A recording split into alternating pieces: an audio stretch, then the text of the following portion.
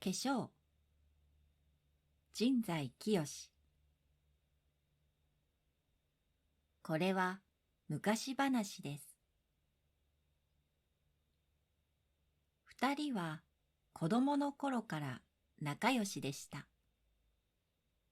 家は大和の国の片隅にありました。貧しい集落でした。毎日町へ行って品物を売って生活している家庭でした。二人の家は隣同士でした。幼い二人は家の裏の井戸の近くで遊びました。ままごとや竹馬遊びをしました。遊びに飽きると二人で井戸の囲いを使って背比べをしました。年は少年が三つ上でしたが、背は少女の方が高かったので、少年はいつも負けて悔しがりました。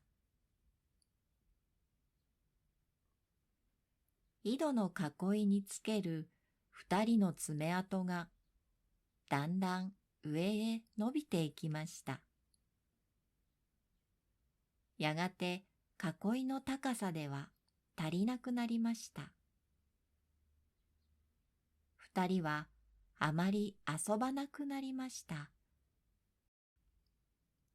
水を汲みに来て偶然出会うと、二人は頬を赤くしました。そうして何年か経ちました。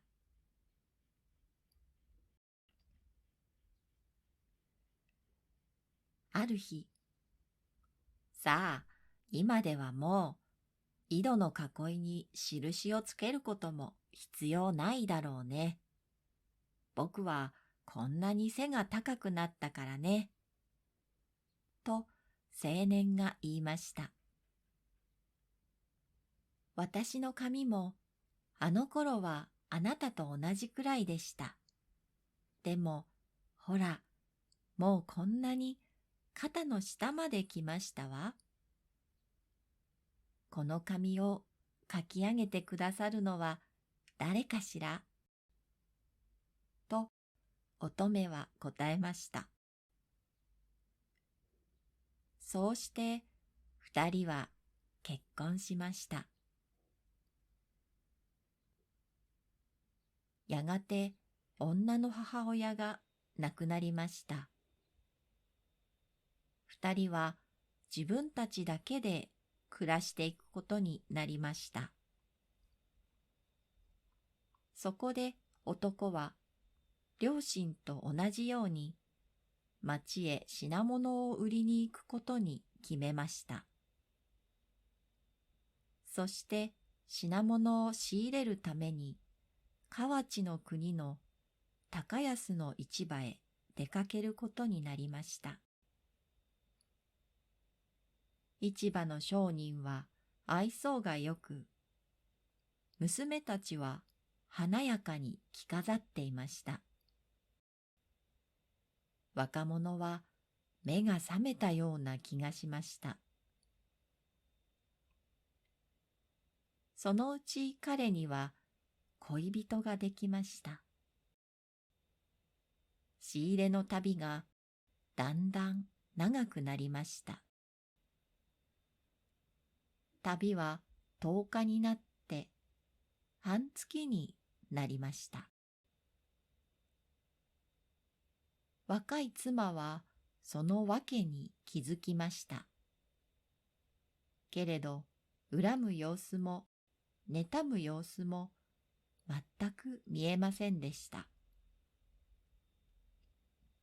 若い妻はテキパキと働いて、夫の旅の準備も前より丁寧にします。男は不思議に思いました。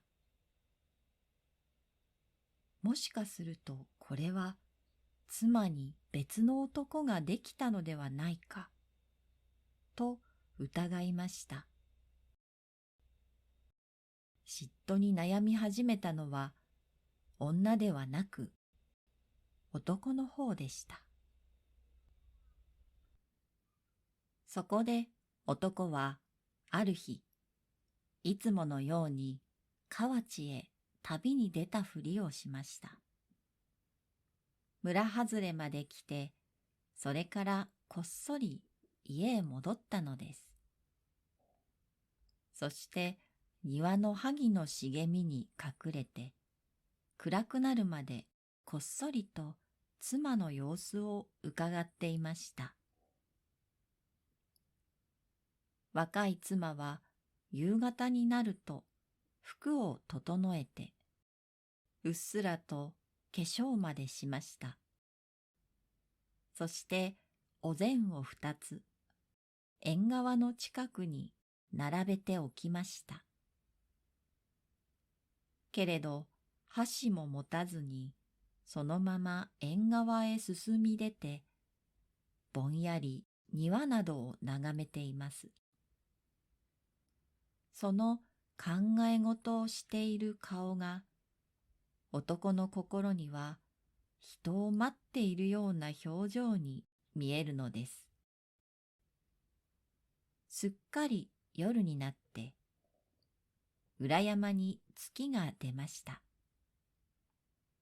男が隠れている萩の茂みがさやさやとなりました。妻はふと、ああ、風が出た。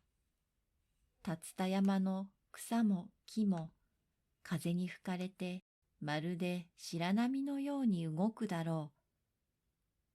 その中をちょうど真夜中ごろ、あの方は一人でお声になるのだ。と独り言を言いました。